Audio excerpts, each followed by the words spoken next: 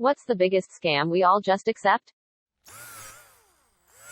Being forced to always click, I accept terms and conditions, by every company online for everything, no matter what those conditions are. Need to pay some medical bills? Well, you can only do it on xxx.paythedoc.cm, and if you don't agree to terms and conditions, you can't get it done. Need to order a specific part from a company? Same thing. Even agreeing to Zoom meetings, if I remember correctly. So we've raised an entire generation of people who don't even bother reading contracts because they are conditioned to believe you have no choice but to agree to the contract. This is extremely insidious and there's no real recourse. How expensive funerals are? Companies are taking advantage of emotions, and it's actually cruel. Someone died for goodness sakes, and now you want to break people's banks over it because it's what grandma would have wanted. Edit. After reading some comments from people who work for funeral homes, I'd like to apologize for making it appear as if all funeral homes try to rip people off. There are lots of good ones too. Too bad they get a bad rap because of the ones that do try to rip people off. When my dad died, he had prepaid for his plot and the funeral service. He accounted for everything except us wanting to watch the whole burial to the end. They wanted $450 for that. When I asked why, they said it was because the burial crew went in order. We were asking to basically skip to the front and have them bury my dad next. It was very important to my mom to witness it to the end, so we paid. As we were walking out from the planning meeting, another director pulled us aside and told us that we were the last funeral of the day, so call back and cancel the witness fee because if we took our time leaving after the funeral, the crew would get there and we could witness it for free. It worked. My grandmother didn't want a funeral or even an urn. She was burned and given to us in a baggie inside a cardboard box. We had a party at her house where the whole family came together to eat and drink and remember her, and then we scattered her ashes across her ranch. Our whole family is like this. My cousin passed almost a decade ago and he specifically left a fund to pay for food and 2 kegs. He had his ashes sealed in a stuffed base because he loved fishing. It was a hell of a party.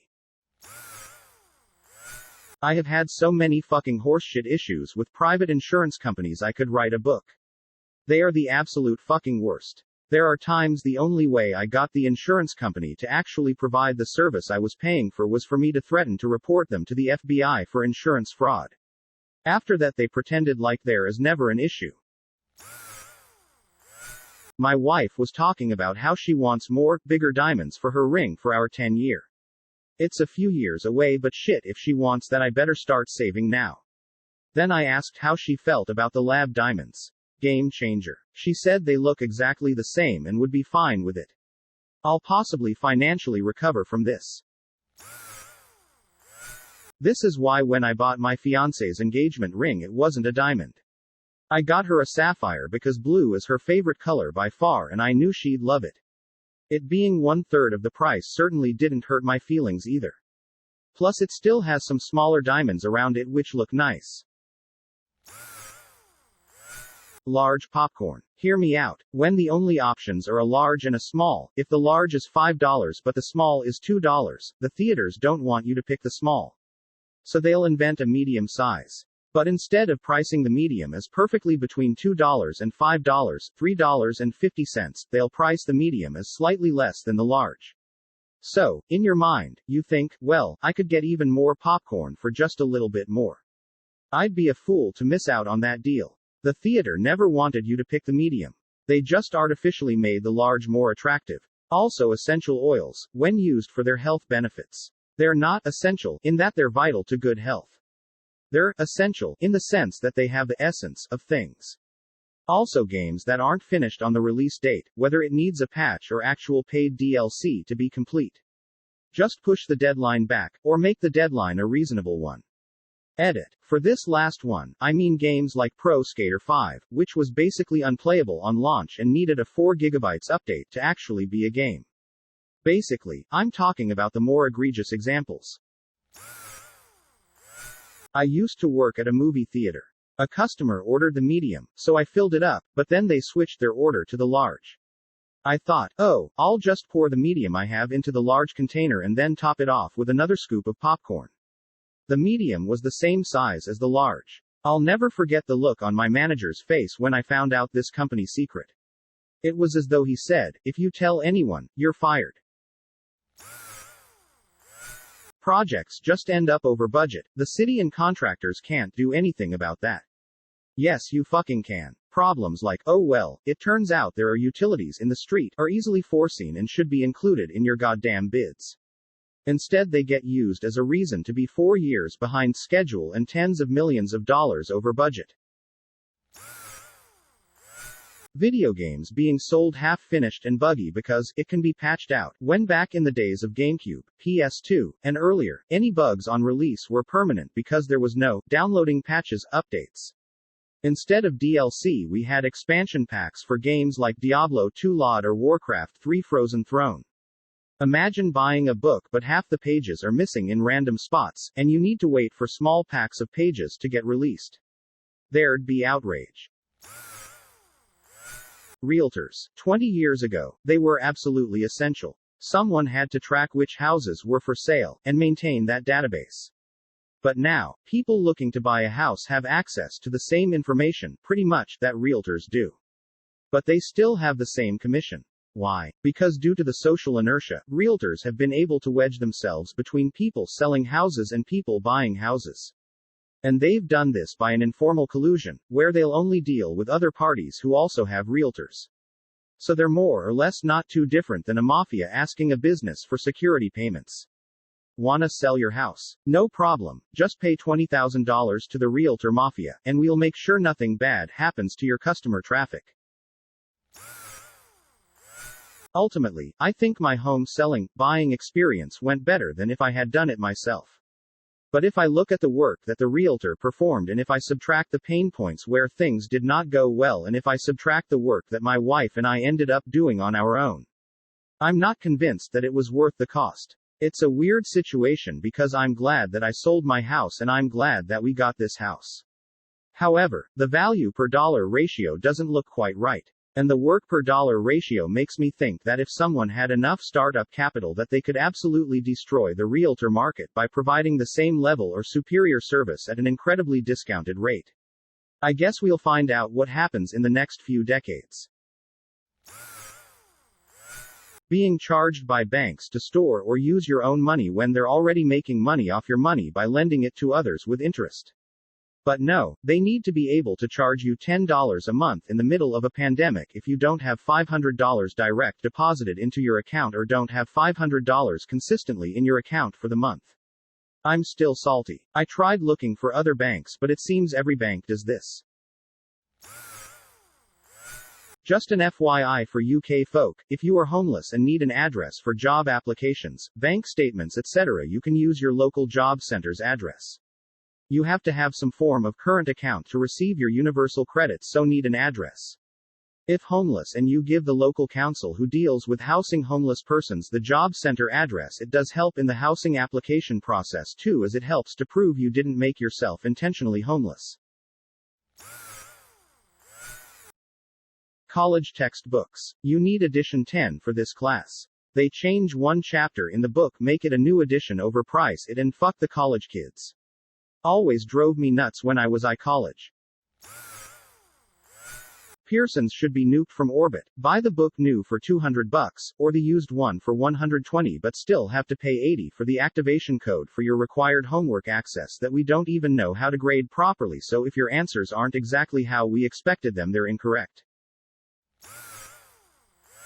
I had teachers that would take a look at the changes, photocopy the chapters that really changed, and would tell you which previous versions you could still buy to be able to pass the test.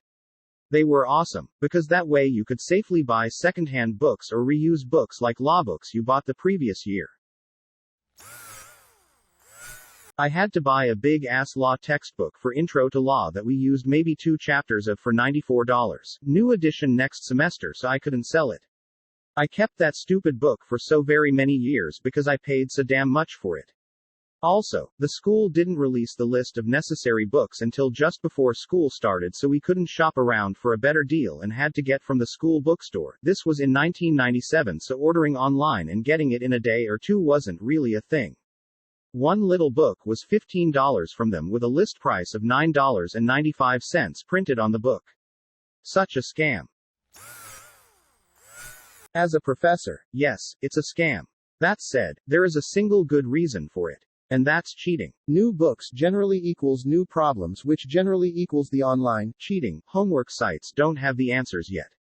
Yes, it's a bigger problem than you think it is. I still use old textbooks. If you want to cheat through the homework, you're still going to fail the tests and inevitably the class. Furthermore, book companies won't let me use the old books. I need to get special permission to use an old book officially. I can just tell the students to go get the old book from eBay or something, but then I won't get access to teacher resources from the book company because I didn't do it officially. It's stupid. GameStation, a British video game retailer, did an April Fool's joke in 2010 where they put a clause in their terms and conditions stating that the company owned your soul. There was a box you could uncheck to not let them have your soul, which would also give you a voucher, but something like 88% of people didn't find that. Because they don't read the terms and conditions. The company ended up owning around 7,500 souls. In Canada, legally it's assumed that you did not read the agreement and therefore are not held to it. Someone correct me if I'm wrong, but this started because CDs used to have those stickers. By opening this pack, you agree to the terms inside, that you can't read until you open it, and because of Apple products have ridiculously long agreements deemed designed to discourage reading them. They still have those in the US. Every company in the UK and Ireland got rid of them ages ago. It doesn't surprise me though, they screw you so bad over there, and prepay deals are basically non-existent. I pay €13 a month prepay, no contract, for unlimited calls and texts and unlimited data. Can hotspot my phone and stream to my heart's desire on my laptop or TV without any limits. Ticketmaster is an interesting case. It is owned by Live Nation, which is the world's largest and most dominant event promoter. The majority of the tacked-on fees are not necessarily fees from Ticketmaster itself, but are added by the venue, even the artists themselves. But Ticketmaster as an organization gets the blame, by design. They are the designated bad guy, so that the promoter, the band, the venue, et al., are able to make more money and still look good. Check out the episode, The Truth About Concert Tickets, from the Ongoing History of New Music podcast by Alan Cross. It's a real eye-opener. I had an acquaintance who gave his fiancée a beautiful ring with fake diamonds. She loved it. They took it to a chain jewelry store to get cleaned. The clerk was an absolute dick to them, saying how the diamond were fake and how it was a crappy ring and such. The fiancée was so upset. She's an absolute sweetheart. I believe they complained about the clerk.